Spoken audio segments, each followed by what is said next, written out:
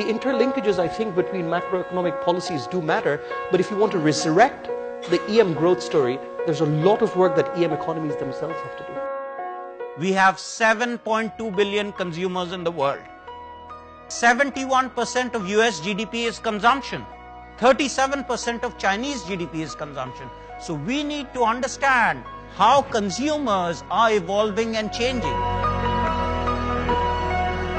Demographics, GDP, income growth, the structure of economic growth, and price subsidies to the end user are all supporting levels of oil demand growth in the emerging markets. And really we think, and most other analysts think, all the growth in oil demand going forward is going to be coming from the emerging markets. Over the next 10 years, you're going to have consumers in high-growth markets, consuming goods made in high-growth markets, produced by companies that are incorporated and often listed in high-growth markets, effectively what somebody called earlier a South-South trade flow. I ended up with more than $1 billion under management, up 800%, the best performing fund in the world in 1997.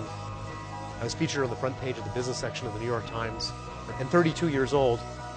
By any measure, was probably the biggest sell signal you could ever have that the Russian market was about to crash.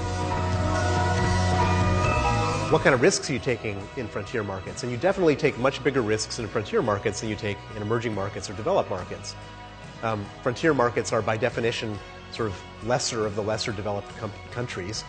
And in a country that's lesser or lesser developed, you know, one day they can be capitalist and market oriented, and the next day there can be a change in government and they decide they're not. Someone's trying to find the next Russia, someone's trying to find the next China.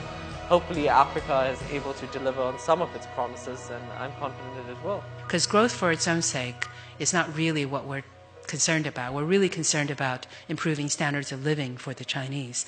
How is it possible that a country with such a poor rule of law is the most attractive place for foreign investment?